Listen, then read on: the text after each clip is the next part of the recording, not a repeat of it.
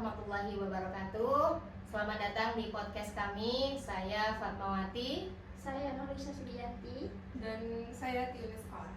Kami dari mahasiswi S2 Program Studi Manajemen Pendidikan Islam Sekolah Tinggi Agama Islam Sultan Abdurrahman Kepulauan Riau. Tugas podcast ini bertujuan untuk memenuhi nilai UTS pada mata kuliah Manajemen Strategi Pendidikan Islam dengan dosen pengampu Bapak Dr. Said Maskur MAG. Pada kesempatan podcast kali ini, insya Allah kami akan mencoba menganalisis lembaga pendidikan Islam menggunakan 3 pendekatan utama, yaitu SWOT, FRIO, dan juga PES. Analisis ini membantu kita memahami posisi strategi sekolah dari berbagai aspek, mulai dari aspek visi, sumber daya, dan juga aspek eksternal yang mempengaruhi sekolah Islam tersebut. Nah, mari kita mulai dengan menganalisa masing-masing komponen. Nah, kita akan menganalisa ada beberapa komponen. Mungkin kita mulai dari komponen tujuan pendidikan. Nah, gimana menurut Kak Ica nih? Kalau tujuan pendidikan, kita dari segi SWOT-nya itu, dari lembaga pendidikan itu, tujuan pendidikannya itu sudah jelas dan terukur. Karena sekolahnya mampu mencetak anak-anak yang berakhlak, mulia, tetapi implementasinya itu yang kurang konkret. Sedangkan kalau kita lihat dari PES-nya, mudah ditiru oleh lembaga pendidikan yang lain. Kalau kita lihat dari segi FRIO-nya, sekolah itu mampu mencetak lulusan unggul dalam akademik maupun agama sehingga berharga dan sulit ditiru. Lalu bagaimana Kak Tiwi dengan visi dari lembaga pendidikan? Kalau visinya itu dari kekuatannya itu dia bisa terukur. Terukurnya adalah dengan mengaplikasikan nilai-nilai yang ada di dalam Al-Quran dan Sunnah. Karena ini kan sekolah Islam, tentu visinya itu menggambarkan tentang yang seharusnya yang ada di Al-Quran dan di Sunnah. Kelemahannya itu kurang dipahami. Sayangnya itu dengan visi yang cukup jelas ini masih juga guru kurang memahami dari tujuan dari visi tersebut. Nah, kalau dari PES-nya itu visi ini tuh sesuai dengan kebijakan pemerintah dan keinginan masyarakatnya juga. Lalu kalau dari FRIO-nya itu ini tuh menjadi landasan kurikulum yang ada di sekolah itu, bahwa kurikulum itu punya value, punya nilai, sehingga bisa bikin masyarakat itu tertarik untuk mensekolahkan anaknya di sekolah tersebut. Lalu bagaimana dengan gurunya?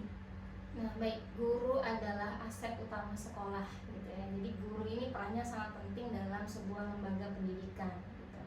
Jadi kekuatan atau strength-nya itu terletak pada guru yang kompeten. Nah, kompetensi guru di sini sangatlah penting dalam memahami pendidikan Islam itu sendiri, gitu. Jadi ketika guru itu memiliki kompetensi yang baik, keagamaan yang baik, dan mampu mengintegrasikan pendidikan Islam dalam kurikulum, maka guru juga akan memiliki komitmen yang tinggi terhadap visi dan misi sekolah Islam. Keahlian dalam metode pengajaran yang relevan dengan nilai-nilai Islam dan juga inovasi dalam pengajaran merupakan kekuatan dari lembaga Islam itu sendiri.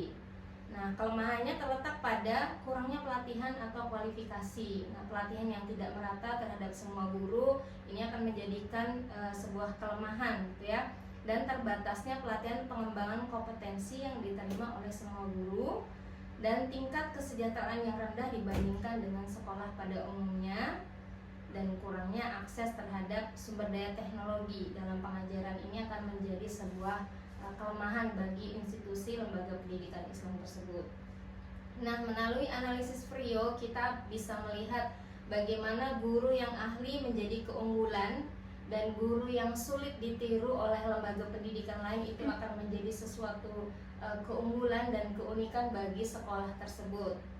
Hal ini memberikan sekolah nilai tambah di mata masyarakat, sehingga masyarakat berminat, gitu ya, untuk menyekolahkan anaknya di lembaga pendidikan Islam. Selain itu, metode pengajaran yang bervariasi, berinovasi, akan menyebabkan peserta didik itu tidak mudah bosan, sehingga itu menjadi nilai tambah gitu ya, nilai yang unik bagi guru tersebut. Selain belajar mengajar, pendidikan Islam juga ditambah dengan kegiatan seperti program pagi. Nah, ini menjadi nilai yang unik juga untuk sekolah Islam yang tidak bisa ditiru sekolah pada umumnya.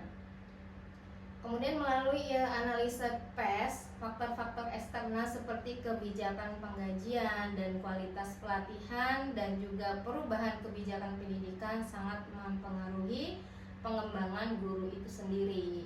Nah, bagaimana nih kalau komponen murid, analisanya seperti apa nih, Kak? Nah, karena di sini ya, dia ini kan sekolahnya dekat dengan perkampungan, jadi muridnya itu heterogen, artinya semua kalangan. Jadi muridnya itu, tetapi itu membuat muridnya itu aktif, memiliki motivasi tinggi. Kenapa bisa memiliki motivasi tinggi ya? Karena mereka antusias dalam pelajaran tersebut sehingga bisa dilihat dari nilai-nilainya yang memuaskan. Lalu kelemahannya itu cuma guru itu guru itu sudah memberikan yang terbaik di sekolah, tetapi kelemahannya adalah kurangnya bimbingan. Jadi orang tua tuh berpikir ya sudah, saya sudah membayar uang SPP yang sekian gitu, diharapkan ya udah guru ya udah menyelesaikan sekolahnya, tetapi tetap harus ada bimbingan dari orang tua. Nah, ini yang jadi kelemahannya, kurangnya bimbingan orang tua di rumah. Lalu bagaimana dengan analisis PES-nya? Nah, kalau analisis PES-nya itu faktor lingkungan seperti dukungan sosial, ekonomi, serta tren pendidikan mempengaruhi perkembangan anak secara keseluruhan, gitu ya.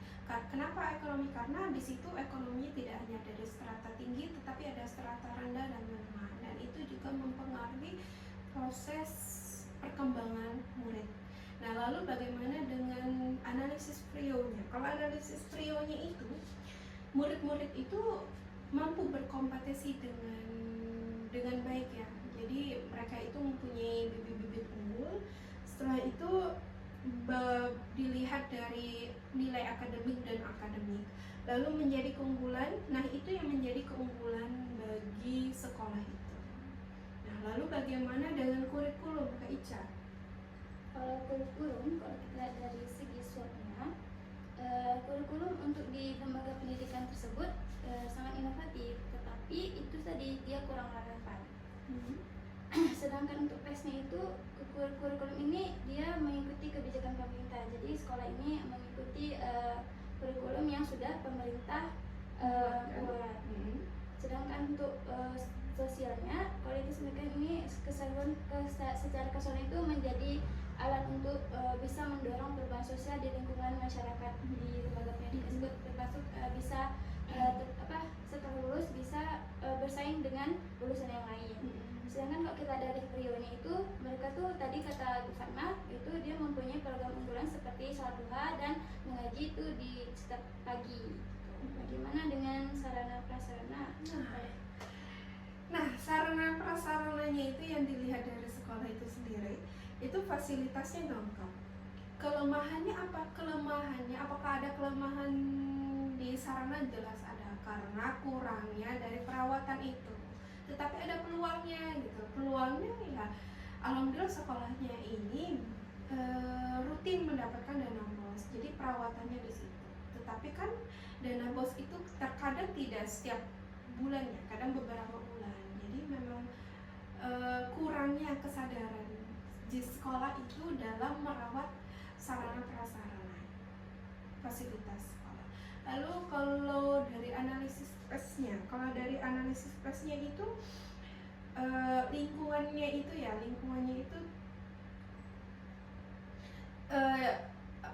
terintegrasi ya, infrastrukturnya. Jadi teknologinya tuh cukup memadai.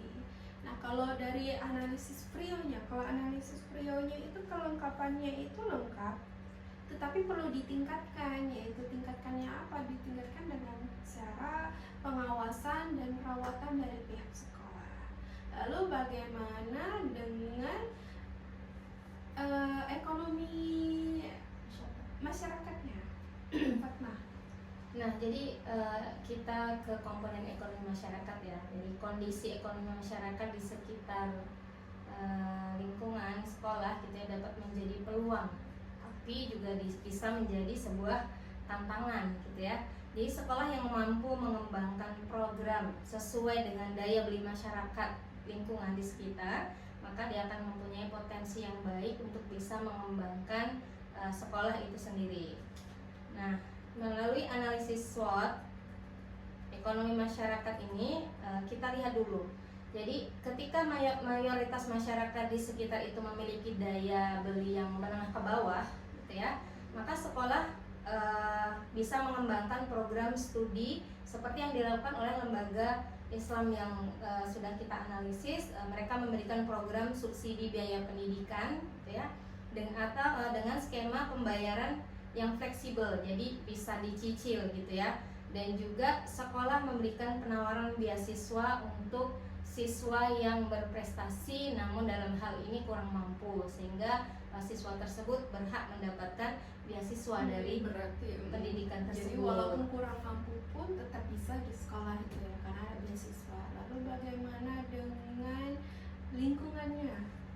Kalau dari segi lingkungan kita lihat itu kalau dari segi SWOT itu sebenarnya mereka tuh mendapat dukungan dari masyarakat. Tapi ada kelemahannya, yaitu karena lokasi sekolah itu tuh kurang strategis. Karena letaknya di kampungnya, Jadi sudah terjangkau oleh transportasi umum. Untuk PES-nya itu mereka mengikuti kebijakan dan aturan yang mendukung di masyarakat.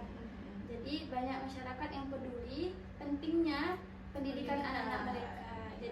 Jadi tradisi turun-temurunnya tuh orang tua itu menyalahkan adik-adiknya atau menyarankan tetangganya, bahkan mungkin keponakannya untuk bersekolah di tempat yang seperti anaknya. Karena di sekolah itu kan menekankan nilai-nilai agama. Nah, sekarang itu kan di negara kita ya krisisnya moral. Jadi pentingnya sekolah-sekolah Islam ini bermunculan. Ya, terus kalau untuk Frionya itu sekolah ini mempunyai akreditasi yang cukup baik, yang menjadi daya tarik masyarakat, yang mempunyai saingan, yang tidak banyak mempunyai saingan di lembaga pendidikan lain, sehingga sulit untuk ditiru. Tapi untuk organisasinya, sekolah itu perlu membuka cabang di sekolah cabang, dari sekolah di tempat yang lain yang mungkin mudah diakses oleh transportasi umum. Lalu Mungkin kalau kesimpulannya dari diskusi kami untuk sekolah pendidikan ini, jadi sekolahnya itu berada di kondisi yang bertahan, maksudnya yang mampu membenahi faktor-faktor kelemahan internal yang menghindari dan mengurangi ancaman untuk bersaing di lembaga-lembaga pendidikan Islam yang lainnya. Nah, analisis ini kan juga mengajarkan kita bahwa meskipun ada tantangan, sekolah Islam itu memiliki potensi besar untuk berkembang dan memanfaatkan kekuatan internal. Yang kekuatan internal ini diharapkan mampu beradaptasi terhadap lingkungan eksternal dan menciptakan strategi jangka panjang untuk mendukung visi dan misi secara berkala. Oke? Lanjut. Demikianlah analisis kita tentang sekolah Islam menggunakan pendekatan SWOT, PES dan BRIO. Melalui pendekatan SWOT ini, kita telah melihat kekuatan dan kelemahan internal serta peluang serta ancaman dari lingkungan eksternal. Dengan PES kita memahami bagaimana faktor politik, ekonomi, sosial dan teknologi mempengaruhi perkembangan sekolah Islam tersebut. Dan akhirnya pendekatan BRIO membantu kita melihat bagaimana sekolah Islam dapat menciptakan keunggulan kompetitif yang berkelanjutan melalui pengelolaan sumber daya dan kapabilitas yang dimiliki sekolah tersebut. Great. Saya tutup. Analisis itu. Udah. Baik, semoga analisis yang kami lakukan tadi bisa bermanfaat dan memberikan wawasan yang baru dan juga menjadi inspirasi bagi pengembangan sekolah-sekolah Islam yang lebih kompetitif, berdaya saing tinggi dan juga relevan dengan kebutuhan masyarakat modern. Terima kasih telah menyaksikan podcast kami. Sampai jumpa di podcast selanjutnya. Mudah-mudahan kita bisa bersama-sama membangun masa depan pendidikan Islam yang lebih baik. Sekian dari kami. Assalamualaikum warahmatullahi wabarakatuh. Waalaikumsalam warahmatullahi wabarakatuh. Audio Jungle.